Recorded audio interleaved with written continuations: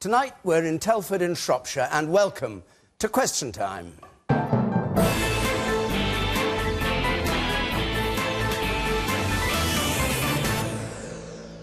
So, as ever, welcome if you're watching or listening or here in the audience or indeed here on our panel. Tonight, the Conservative Party Chairman, Grant Shapps, Labour's Shadow Work and Pension Secretary, Rachel Reeves, the MP, Mark Reckless, who defected from the Conservatives to UKIP and fought and won a by-election in Rochester, the Liberal Democrat, Tessa Munt, and the Sunday Times journalist and film critic, Camilla.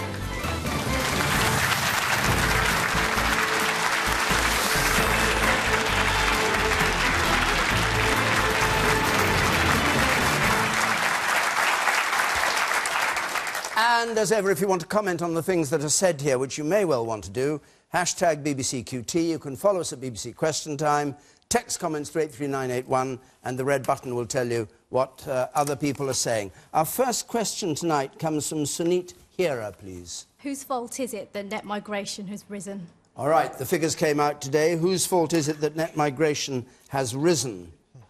Mark Reckless. Well, if you listen to William Hague this morning, he said it was all due to the government's success.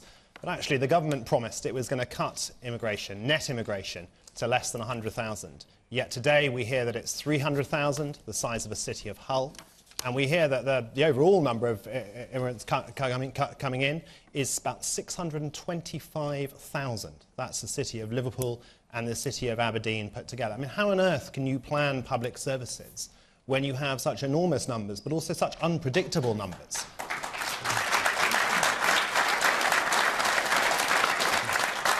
I think it's only if you just need to get control of those numbers. And the fact is there is no control. And none of the establishment parties can control it because they are all committed to freedom of movement within the European Union. Yet the Conservatives at the last election said they were going to cut immigration to less than 100,000. No ifs, no buts. And they said if they didn't do it, we should vote them out. But quite a lot of this immigration is coming from outside the EU, isn't it? So even if you had your dream and we pulled out of the European Union, you'd still have people coming in. Well, what we want is an Australian-style points-based system where we assess people on the basis of skills, the likely contribution they're going to make to our country. We'd take our fair share of genuine refugees as well, but we'd set each year what that limit is on the basis of skills, and we would apply it in a fair, non-discriminatory way, in the same way to people inside the European Union as to outside the European Union. And your view, yeah. But so, last point, you can't do this unless we are outside the EU. You can't do it while we're in the EU, agree? No, you cannot control immigration while you allow 500 million people from the European Union to come with no control, whatever. Okay. We need to be on the basis of skills, we need limits, we need control. Grant Shapps.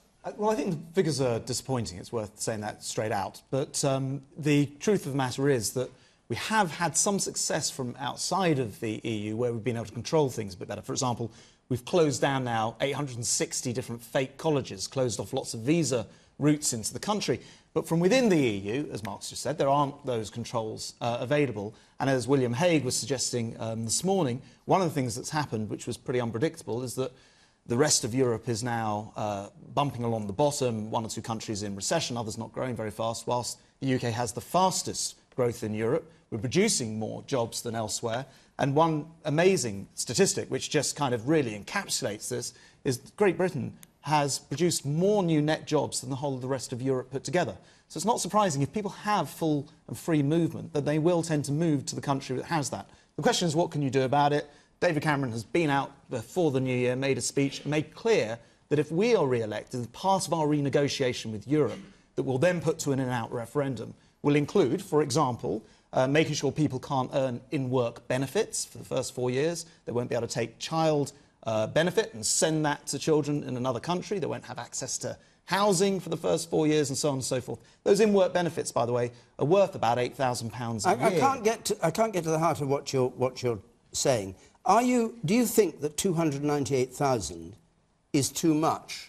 Or, because you said earlier, well, it's because we're prospering and we've got lots of jobs. Yeah. Is it what you want to see happen, despite the Prime Minister saying no ifs, no buts, we're going to get it down? Look, we made our ambition very clear. We want to see these numbers come down because we think it puts a lot of pressure on services, housing, health and so on and so forth. So that's something we want to see happen. So what about the jobs, which you said earlier, it's because we've got a prosperous country compared with the rest of the EU? So my point is that within the EU, people are able to move around freely. What we want to do is make sure that this country has some controls over that. So, for example, when a new country joins, it shouldn't be the case that until their economy comes up to something closer to parity with ours, that they should then get the right to travel freely. So we just want to have more control. You can't do that without having in and out referendum and a renegotiation. And right now, only the Conservatives are offering that. OK, you said the spectacles there in the third and fourth. How many EU immigrants are taking British jobs, though?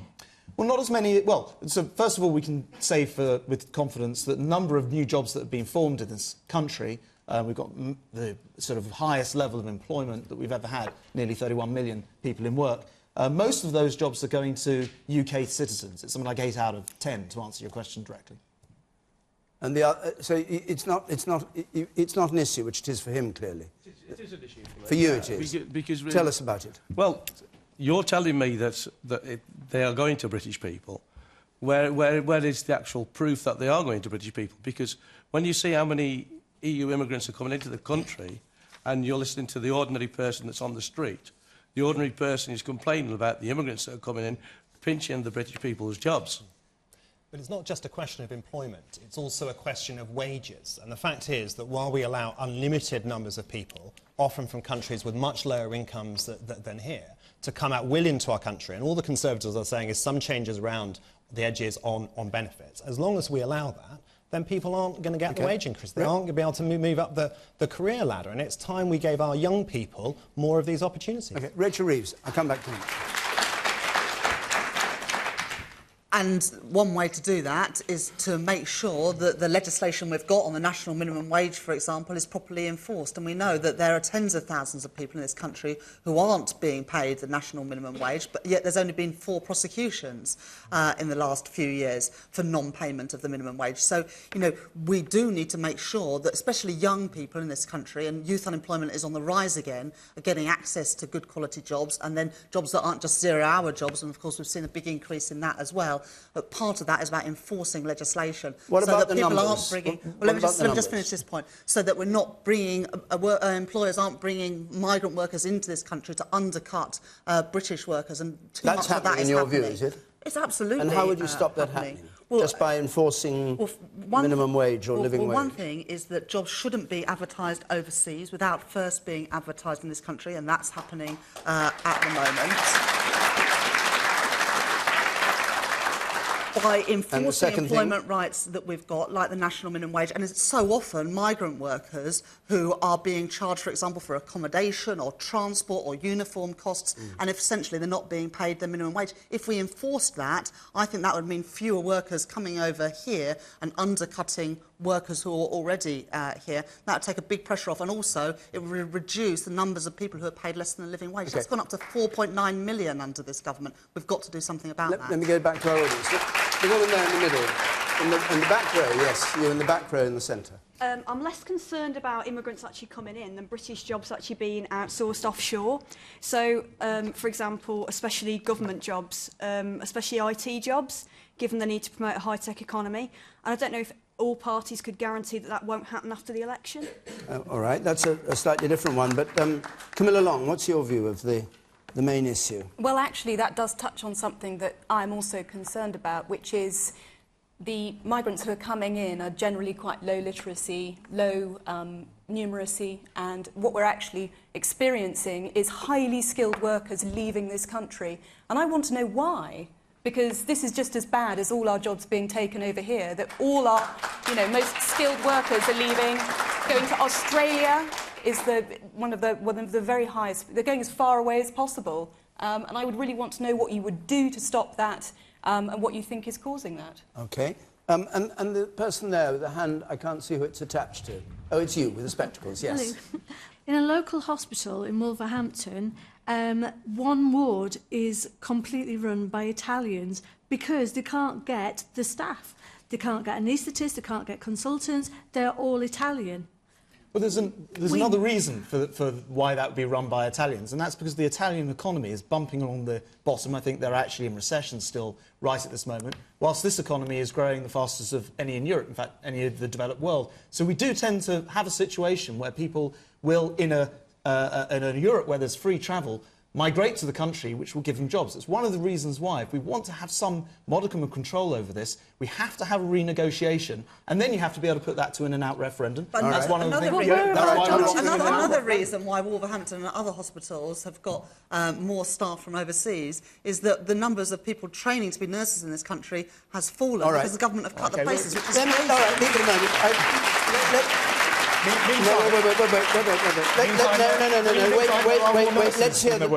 Let's hear the Liberal... No, we don't want to fight the general election here on every question if we can avoid it. The Liberal Democrat view of this.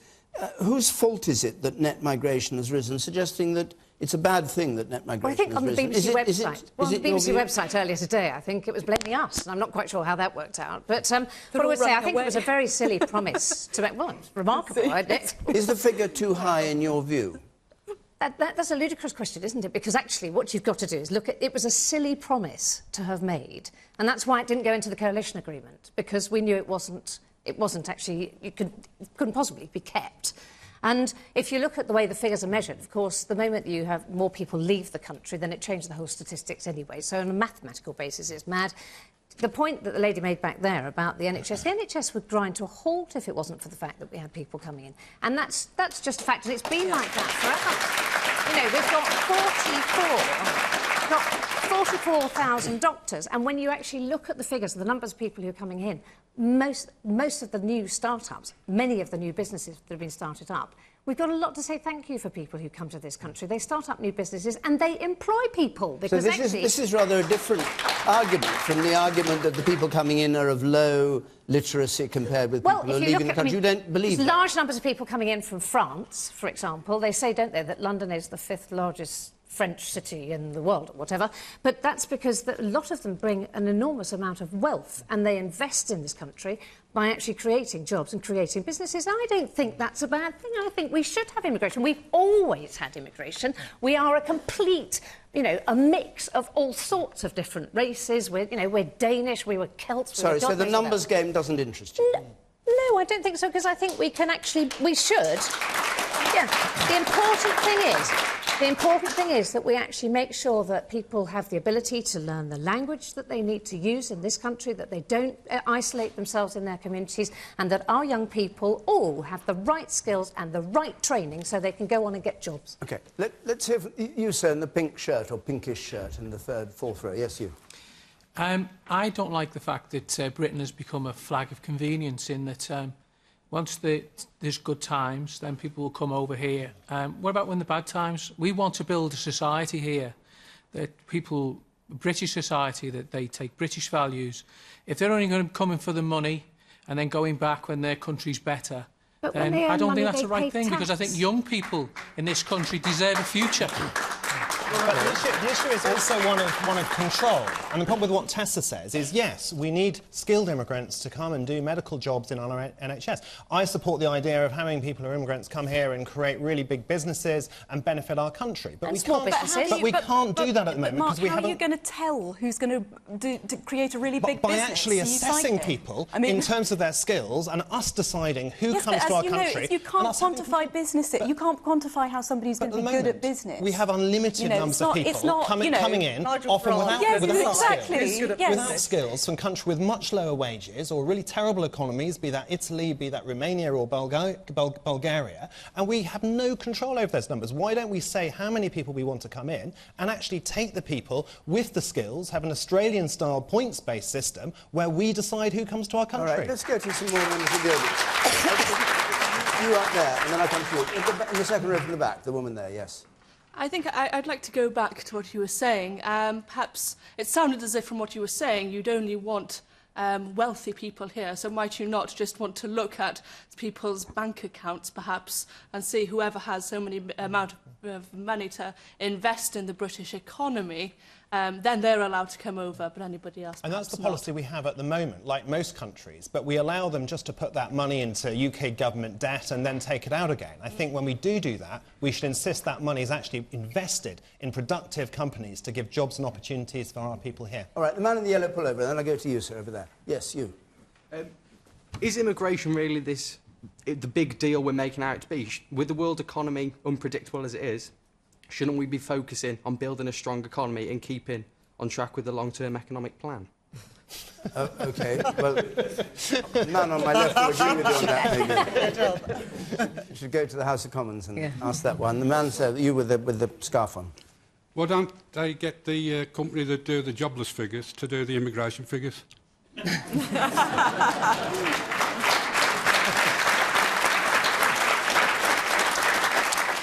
I would say there is one thing I would say, and that is, I think one of our things that we've been pressing for from day one, really, is that we should have exit checks, because we never have any idea of when people's visas run out and that sort of thing. OK. We don't know who's gone, and that's absolutely crazy. Grant Shapps, just one last thing. Tessa Munt said it was a silly policy in the first place. There was no way of doing it.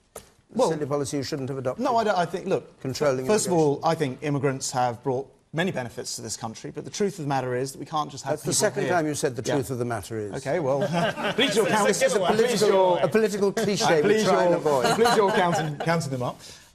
The reality is that people can come here, but not for work, not for welfare. I think that's fine. They need to be able to speak English and they need to be able to contribute to society. In unlimited numbers. And I don't accept that it should be on unlimited numbers, but it is at the moment, and that's because we're within the EU. And the only way we can do something about this, which I've said before, is to have a referendum based on a reform. But you're not planning to reform that. We will do that.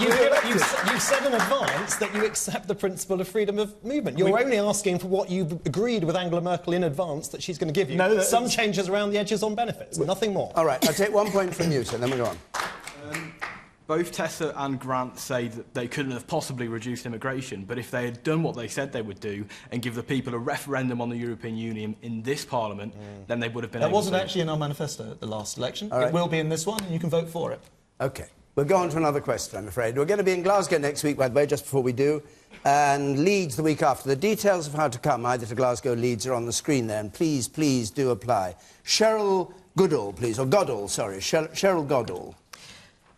Should MPs be allowed to have second jobs? Very simple question. Should MPs be allowed to have second jobs? We saw Sir Malcolm Rifkind and Jack Straw asking for them to their embarrassment this week. Rachel Reeves, should they be allowed to have second jobs? No, I think our job is to represent our constituents.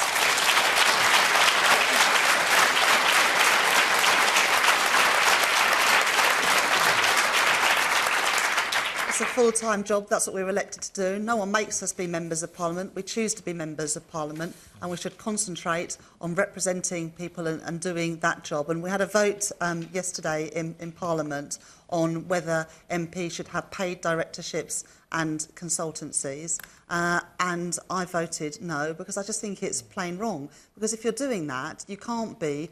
You've got another outside interest, and especially if they're paying you more than what your MP salary is. As some MPs are paid hundreds of thousands of pounds, not as MPs but for doing something else. Where are your loyalties going to lie? My loyalties lie to the people who put me in Parliament, the people of Leeds West. I don't think you can say that about people who are earning tens of thousands, hundreds of thousands outside.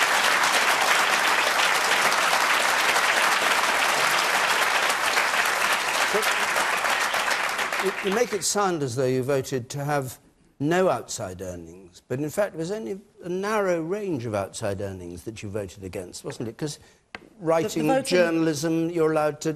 Lawyers, you can be doctors, you can be a doctor, dentist, you can be a dentist... So the vote in Parliament... The question... It was only about... The vote in Parliament was about directors consultancies and directors. Why was it just those two things? That's a very narrow definition of outside work. And also in the motion, it was to consult on other changes. Now, for example, in other countries, in the US, for example, you are allowed to, do a bit of work as a doctor or as a lecturer or as a dentist, but you're not allowed to earn more than 15% as what you earn as a senator or a congressman, so you can keep your skills as a doctor or a dentist or whatever up to date, but your interests still are to represent your constituents. Okay. But I think that is our job. That is a full-time job, being a Member of Parliament. You, sir?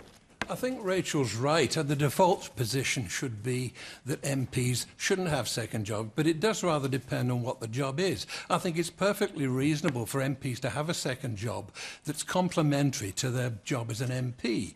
If they're appearing on television programmes and they're receiving a fee for that, they don't that's get all right. fees If for being on Question. I don't think you should get a to make that clear.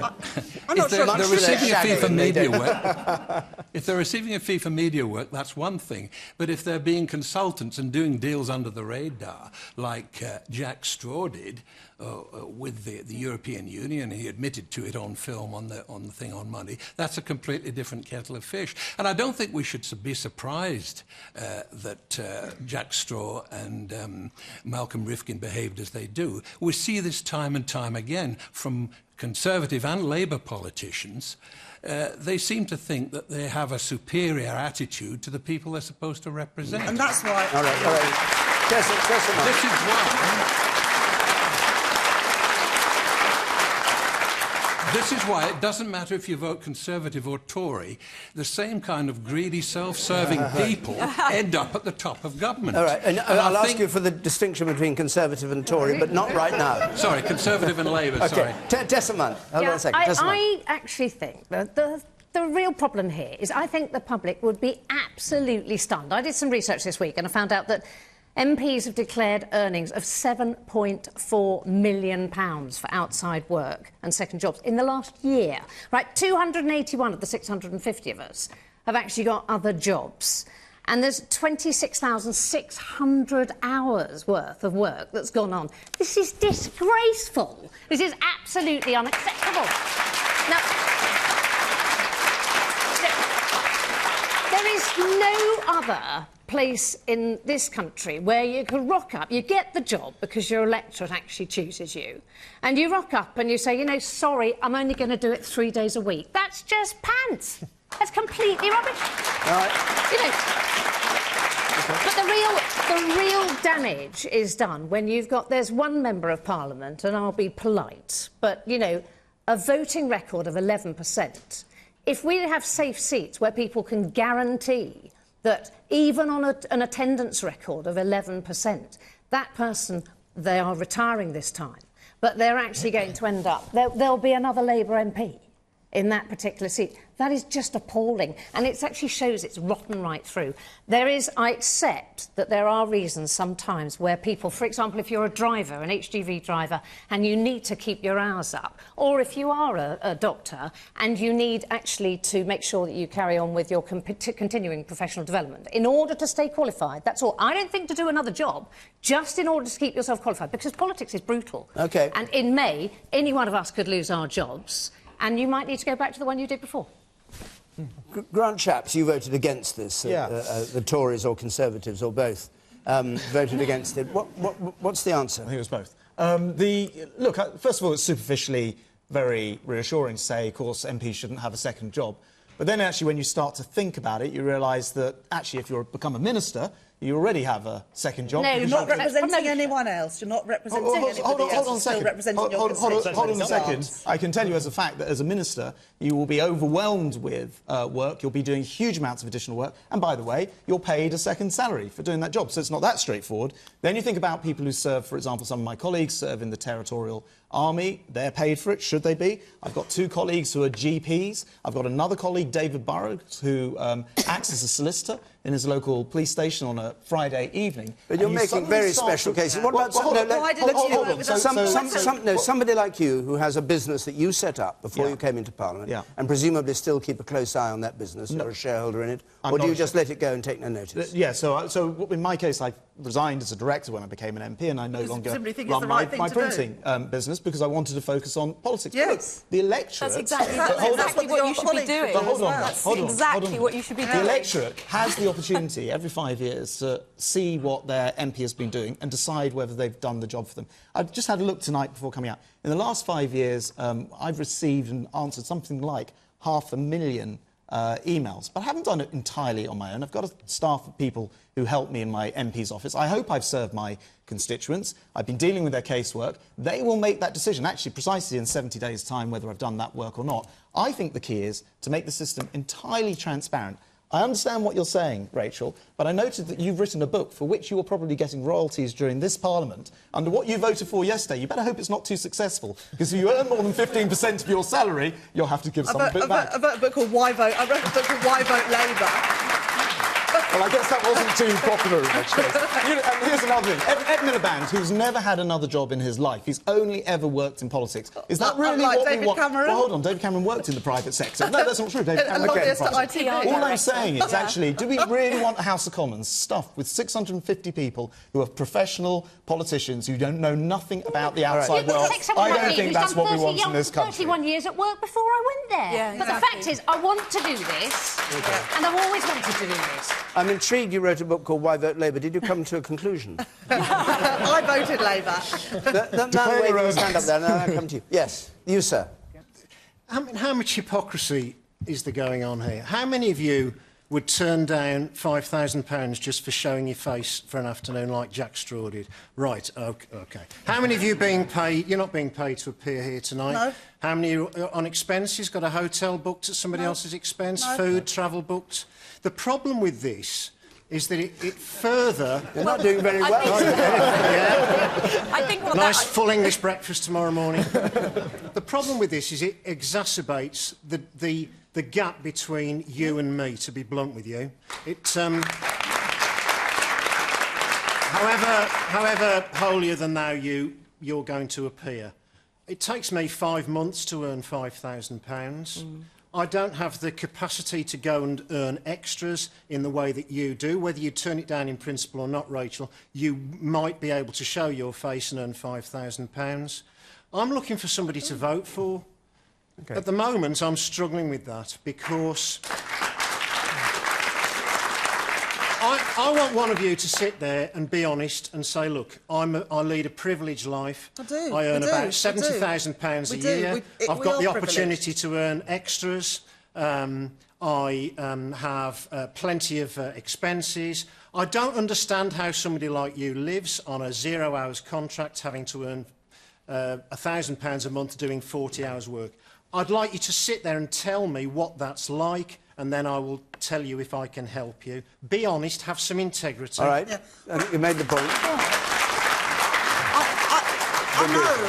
I know that I'm incredibly privileged. My constituents in Leeds West, their average earnings are just over £20,000 a year. I earn 3 times as much as the average person in my constituency. I know how lucky I am, and therefore my job is to represent them in Parliament and try and get a better deal for them. And I don't take outside earnings because I made a decision that I wanted to be a Member of Parliament, nothing else, a Member of Parliament, and that is where my interests lie. That is what I've chosen to do. And we had a vote in Parliament to stop this. And this cynicism, you know, I totally understand it. It's not misdirected. You're right to be cynical because there's a lot of stuff, as Tessa said, that is wrong.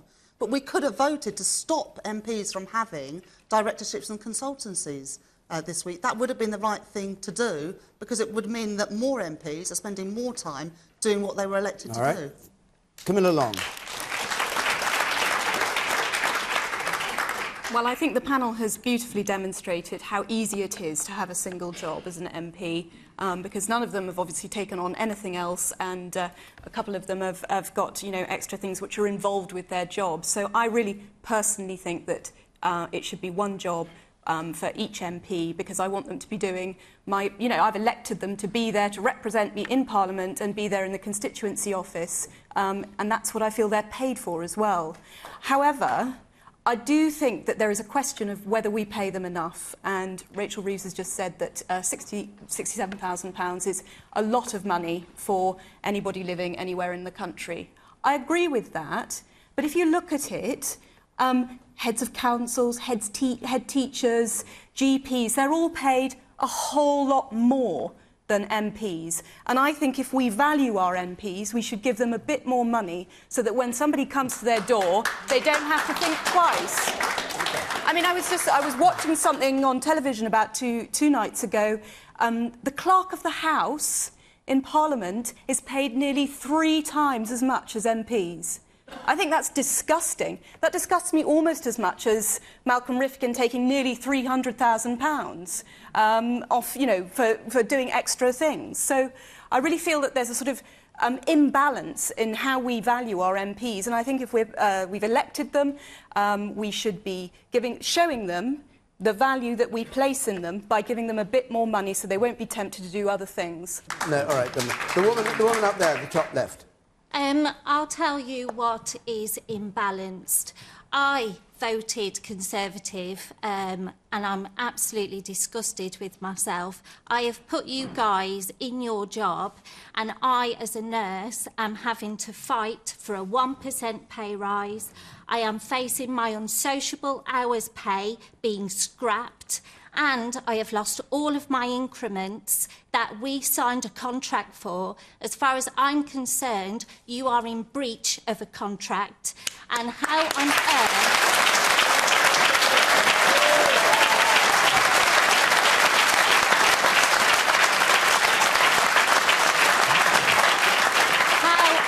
earth you can justify your 10% pay rise, let alone other jobs. And I think, Camilla, they are paid more than enough. They are paid far too much, in my view, for what they are doing for us. I'll come to Mark Reckless. I haven't gone to. I'll come back to you, Grant. Mark Reckless, you before you went into the House of Commons in 2010, you were a lawyer, you were an economist, did all sorts of other things. Do you buy the argument that Parliament is strengthened by having people who do other things as well? Well, one gentleman from the audience said that he was not surprised by the revelations, but I was surprised. I mean, I personally have no other job except representing my constituents in Shropshire and Strood, but both Jack Straw and Malcolm Rifkin I respected. And unlike many ministers and ex-ministers, they've stayed in Parliament, and I feel I've benefited from listening to them in debate, and I thought they were committed public servants. So I was really shocked to see what was exposed in that documentary, and it makes me think, are there actually other MPs that I thought were doing the right thing and were decent people, but are in it for themselves rather than those they're meant to represent? And I think what we need is real political reform. I voted for real recall, to actually give members of the public the chance to recall their Member of Parliament if they, the public, think they've done wrong, and to insist on a recall or by-election. And I think we need open primaries to try and open up the culture of safe seats where people just take things for granted. And one thing my political party, UKIP, is doing is we're actually making competitive many seats across the country, which for far too long Conservatives and Labour have just taken for granted. And I think competition in politics, as in other areas of life, can drive up standards. Did you vote with Labour yesterday on the issue of jobs and people having second jobs? I listened to the debate, and I have to admit this was one of the occasions when I abstained. I really listened to Grant. No, I'm sorry. I thought Grant made some very reasonable points just then, but also when I listened to Rachel, I found what she said persuasive. But actually, what's led to this? So you're on the fence, are you? Well, you keep on the fence. Well, I am on it. No. I think you can say what my party leader said is that we don't want a parliament that is solely of people paid by the state. We want a parliament that represents people broadly. And actually, I think it's good to have people other areas of expertise. I don't have any other job myself, but I don't want to criticise others that do. But what I do criticise is this selling of influence or access, and we've already voted to ban that, yet it appears it's still happening. So you're in favour of second jobs, but not of peddling influence, is what you're saying? You don't mind people still practising as a barrister and earning, I think one MP earns $800,000 a year as a lawyer. I mean, I think if you're earning that much, it's probably difficult to give the level of attention to your constituents you got. I mean, there's no way I could spare that amount of time. But if you're in a safe seat, if all you have to do is keep your constituency association or your party's whips happy, then it's probably quite easy to go off and spend much of your time working at other stuff. You should answer to your constituents, not to your party whip. At the very back there, and then I'll come to you briefly, Grant. I was just going to say it's very interesting just how malleable Mr Reckless is. Obviously, his political allegiance has changed. He's also been swayed by what other members of the panel had to say. If I lived in Strood, I would not feel very, very safe in your hands, as you seem to shift endlessly and very fluidly. But the thing is, my constituents in Rochester and Strood, they got their say. I mean, I left the Conservatives and joined UKIP because I wanted to keep the promises we made at the election, not least to cut immigration below 100,000. When the Conservatives didn't do that, I switched, but I then stood down watch and this allowed my space voters, my boss, the people of Rochester and Strood, to decide whether they wanted to keep me or not. Brief and I word, won that contest. brief word, Grant Shapps. Well, I just want to say to us in the audience, I know there's a lot of sympathy for the comments that you made. You can't have a strong NHS unless you build a strong economy in the first place. We put £12.7 billion more into the NHS, a real increase, whilst having to make cuts in other areas. And as a result, we've managed to hire thousands more doctors and nurses, and I actually think that's the right thing to The be point doing was at a you shouldn't have difficult taken a 10% increase while denying... No, well, just so... That was her point. OK, well, just...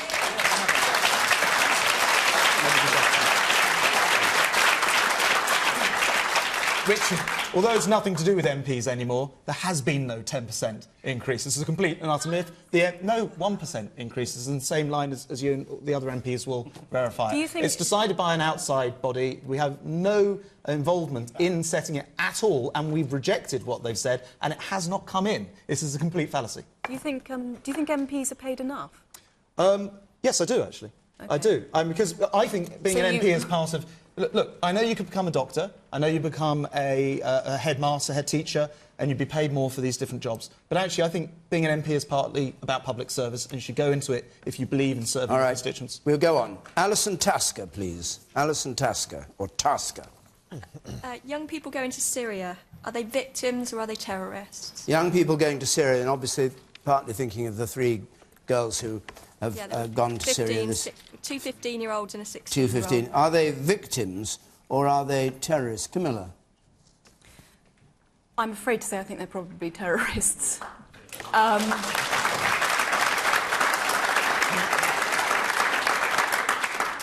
What I don't understand is that in all of these cases that they should reject somewhere like here with a brilliant education system, NHS, jobs, everything that we've been discussing tonight, and want to go and live in a hole in Raqqa. Who would want to do that?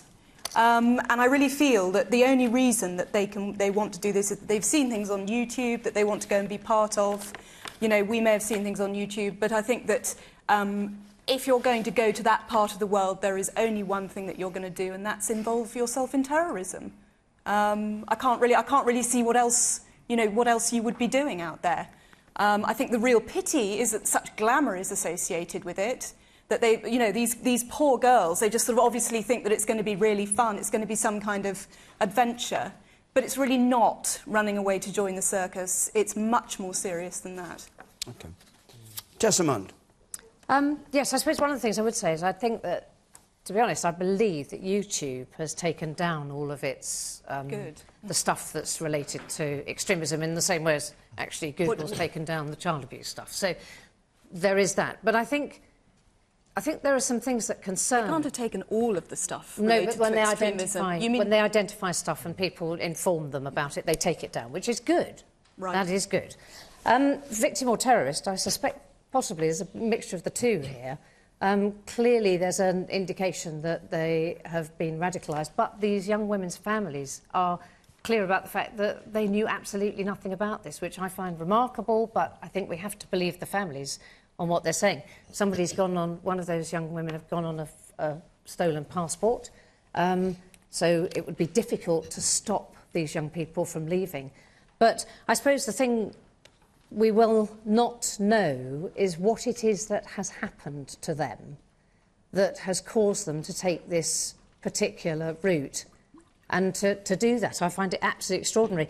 I think there is one other thing that concerns me, and that is that there seems to be an apparent link between the young woman who left in November and these 3 young women, and I don't know why somebody wasn't watching what was going on, you know, the social media side of things, if there's somebody who has already left the country. You sit up there. We should be doing something about that. I can't see how you can call them terrorists. They're 3 young girls who probably don't even know what they're letting themselves in for. Well, I wonder whether... All right, hold on a second, Tessa. Rachel Reeves, you try and answer that. And it's odd that because they're women, they seem to have hit the headlines, whereas we know that young men have been going to Syria. They don't make the same fuss about young men going to Syria, do they?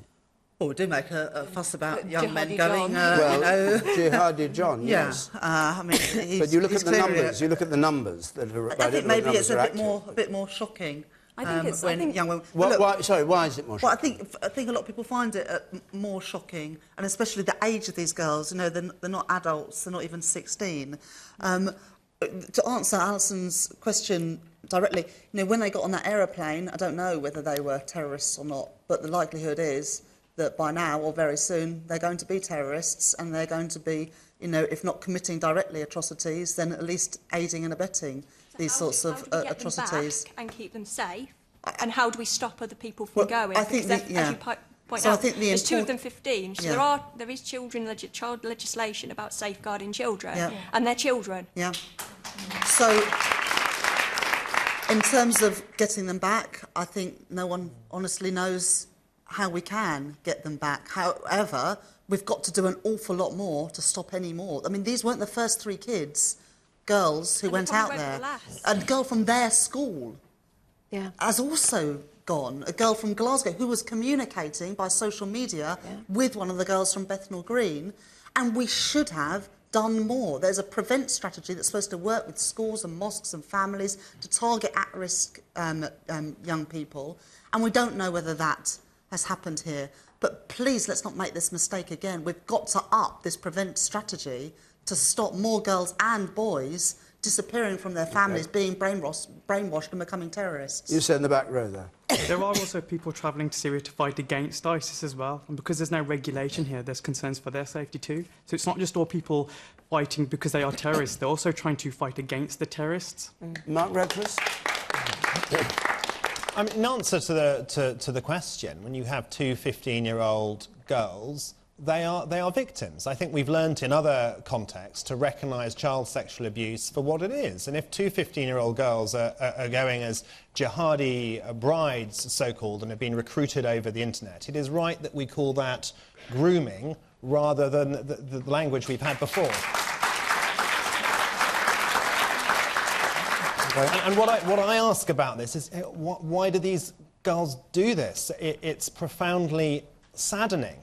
And I think partly there is an explanation around people perhaps from a 2nd or 3rd generation in particular communities who sometimes feel alienated both from the conservatism and of their parents' generation, but also don't feel integrated into our wider society. And what we have to do is offer a positive vision of our country, of a civic patriotism, if you like, where we believe in Britain, celebrate our tolerance and what brings us together, rather than just focus on the differences and the multicultures we have. We have to unite people, believe in our country, and actually give something that appeals to these young people better than going to Syria to live in this hellhole.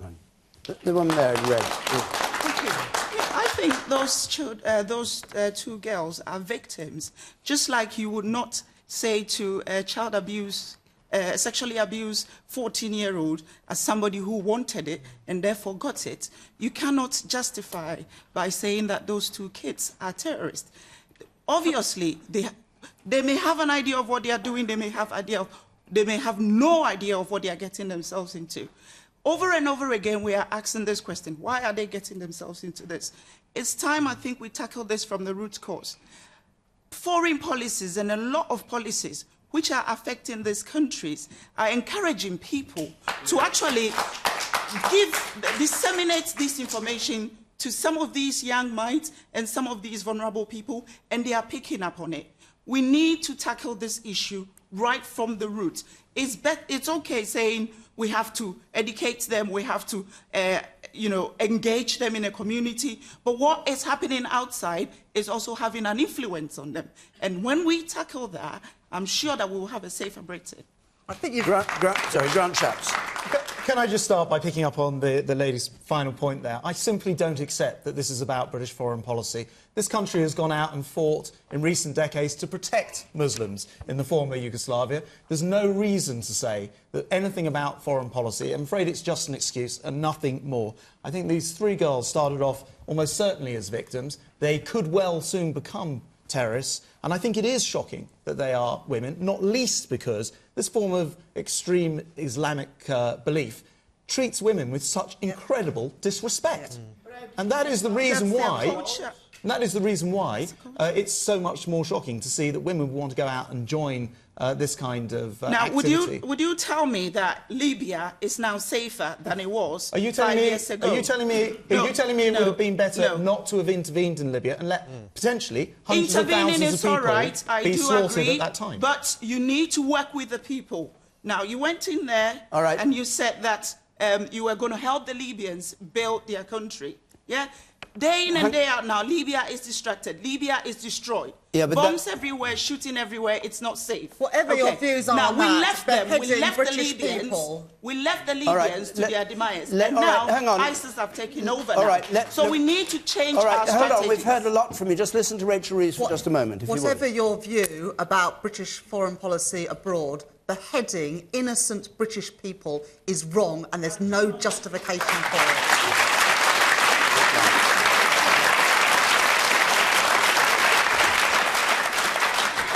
Okay. No sense. All right, we've heard your point. I'll take one more point from the person there. You can see an arm again in the dark there. Yes, the woman there. You. We've talked a lot about educating young people, and they are very much young people. How are we going to ensure that the education system has got it right? We've had issues in Birmingham that were raised by Ofsted, major issues in terms of attempted radicalism. How do we reinforce through the schools, through the mosques, through communities, actually this is not the right approach to take? What's your view? What do you think should be done? My view is that we need to almost introduce more of a community spirit that brings cultures together, understanding the differences, understanding why leaving the country, as these young 3 women have, who have now potentially become radicalised and may return to this country as terrorists, bringing with itself its own threats. And we need to clearly address that in schools. Camilla Young, just... Yes, I think that's a very, very good point. I was watching something earlier this week, and it was some schoolgirls talking about their experiences in schools, and they were saying that people were laughing at their veils. I think as soon as you have something like that happening in schools, that's a symbol of division and unhappiness and alienation. And the more we work together in order to make these young people feel welcome in our community, I think the easier we will retain them and not see them going off to, as Grant Shapps says very rightly, potentially horrendous situations where they will be abused and radicalised.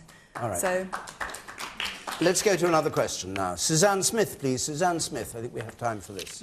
How can we as a country continue to give pensioners who are not in need their free TV licence and fuel allowance when there's not enough money to go around? So richer pensioners getting free TV licences, fuel allowances and free bus passes as well.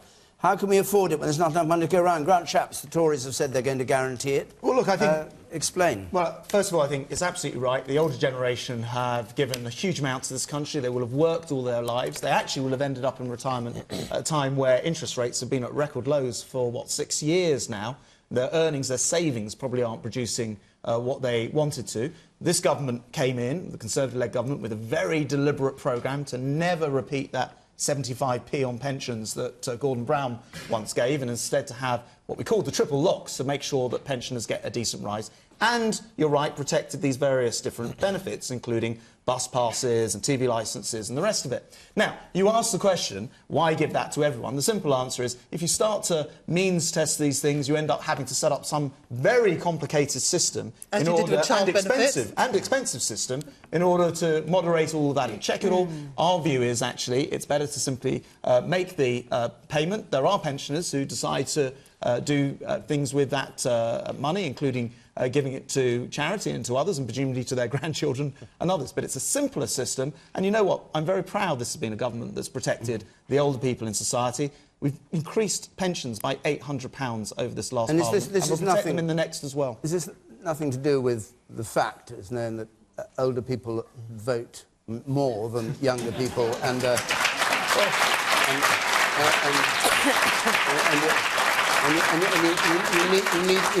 you need them on your side? It's a very cynical view. No, look, Pensioners a very simple view. Cynical view. Cynical. Pensioners, many of whom will be watching this programme, know that they have given a lot to this country. And actually, you know what? A lot of pensioners don't live with huge amounts of money and savings, and I'm actually very proud that we've not only done it in this the question isn't about people promised to do it in the next. The question is about better off pensioners. That's the whole point. It's not saying all pensioners. It's saying people who could afford to pay for their bus, pay for their television licence, pay for their winter fuel. Some of these benefits naturally get used by different segments of society. So you may find that the bus passes, for example, are not being used by you can lend them to other people? No, simply they may just not be using them. All right. Not everyone takes the bus, that's my point. Oh, right. OK. Mark Reckness.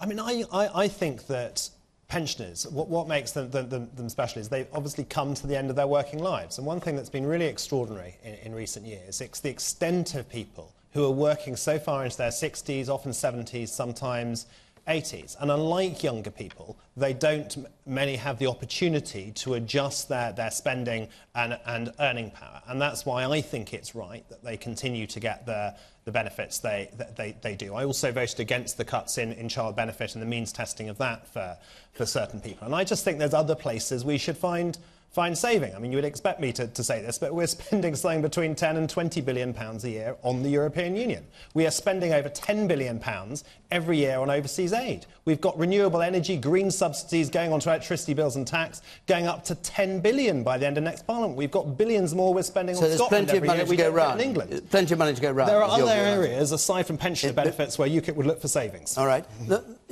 woman here on the right. I'm just wondering if there's plenty of money to go around, why don't we do more for young people? There are plenty of young people who have to fork out loads for their bus passes when they need to get to college, to work. And some pensioners don't even need them, so I'm wondering why we don't do more for young people to get them to vote instead of focusing on the elderly.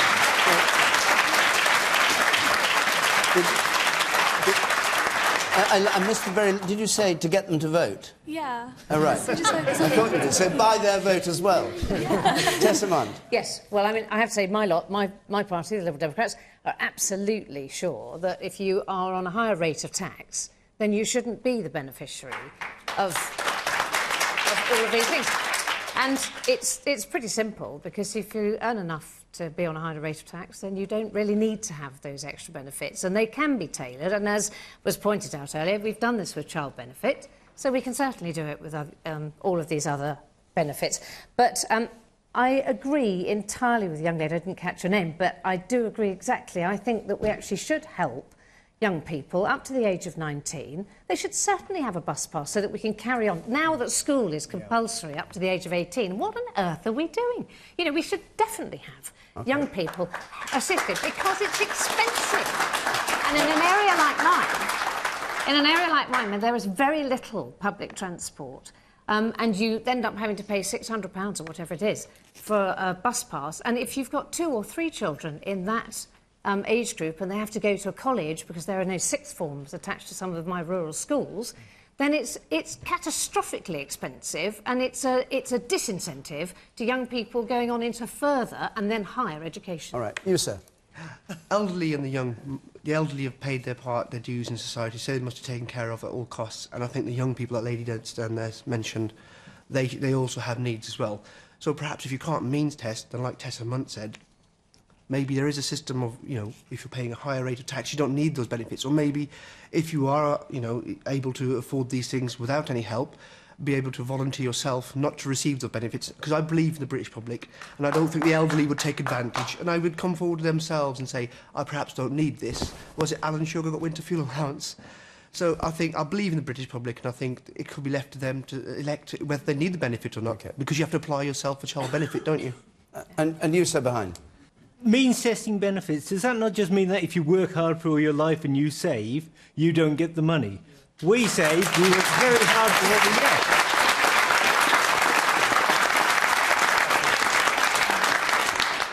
Should I, in fact, just go out and spend everything now, so when I retire I've got no money at all, and let you pay for me? Let the hard-working people pay for me.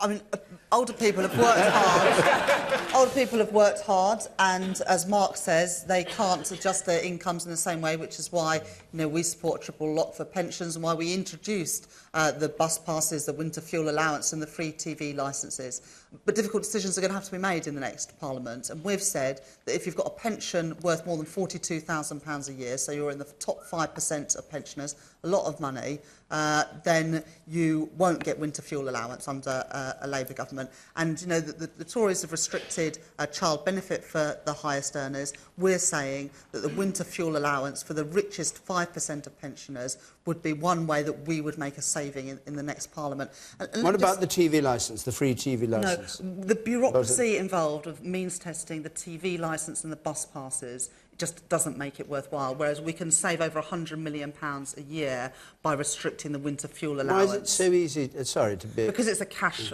payment. I mean, that's the main reason.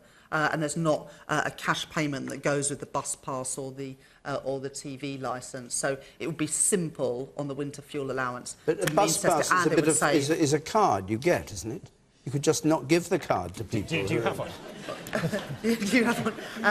And it's about what the benefits are. So you can save more than £100 million a year because the winter fuel allowance is worth a couple of £100 or more if you're older. So you can get big savings and you don't get the bureaucracy. It's just a cash payment. And actually, as Grant says, a lot of the wealthiest pensioners won't even use their bus passes. Okay. So the bus passes and the TV licences stay for everybody, but winter fuel allowance won't go to the richest 5%. But can I just say something about young people as well, because I think it's a really important... Yeah, quickly, because I want to go back to Suzanne Smith. Really important point, because you're right that young people have seen the biggest reduction in their wages. Youth unemployment is on the rise again. The number of young people doing apprenticeships has fallen. And, of course, the trebling of university tuition fees, and Tessa said she cares so much about young people, but she trebled their tuition fees, has deterred young people from working class backgrounds. So young people have been disproportionately hit by this government, and we need to do a lot more to help Suzanne them. Smith, you've heard those answers. Now, nobody quite does what you want. Well, the way I think of it is that we've got a percentage of pensioners in the UK who really do not need this money, and as it has been mentioned, what does happen to this money? Do they give it to the children? Do they just put it in the bank account and it's not used? Most people actually pay their fuel by direct debit, so I don't see where they're going to get the benefit. That's a fixed figure for most people for a full 12 months, so they don't need it. Camilla Long. Well, I think that touches on something that I feel about this, that it is a totally fake issue, a complete classic election tease, a cynical attempt by David Cameron to engender fear and anxiety among our pensioners so that he can get the silver vote, and he should be ashamed of himself. I have to... Let's finish the point. They're not going to wrest the freedom passes from, you know, old ladies. I think they're just using a very small flank that's been exposed by the Labour Party in order to... I've agreed with so much of what you said tonight, but I think it's actually an extraordinary thing to say. That older people have paid into the system. As the gentleman up there pointed out before... Hold on. As the gentleman up there pointed out before, just because they've done the right thing, saved up, worked hard, doesn't mean it should all be taken away from them when they retire. And the idea that somehow looking after pensioners is just some election gambit rather than a serious piece of policy for millions of people in this country, I think is pretty outrageous. Yes, but just like... Very briefly, so we've got to stop. So you don't care about the silver vote that much? Well, I just think it's important to look after older people. Yeah, all right, we've got to stop. Vote for UKIP. Yeah, we've got to stop. We've got to stop before this turns into hustings. That's it for this week. Now, we're going to be in Glasgow next week. And we've got 4 politicians, I think, in Glasgow. And then we've also got the crime writer Val McDermott and the journalist Toby Young there. So there are going to be 6 of us, 7, including me, which, come to think of it, is the number there's going to be in the debates if they ever happen. So it'll be a nightmare to control. But anyway, the week after that, we're going to be in Leeds. Now, if you'd like to come to Glasgow next week or to Leeds, the usual application, you can go on, apply online, or you can call us on 0330 123 9988. Question time, extra time on 5 Live starts up now, but for us, my thanks to our panel, to all of you who came here to Telford to take part in tonight's programme. Until next Thursday from Question Time. Good night.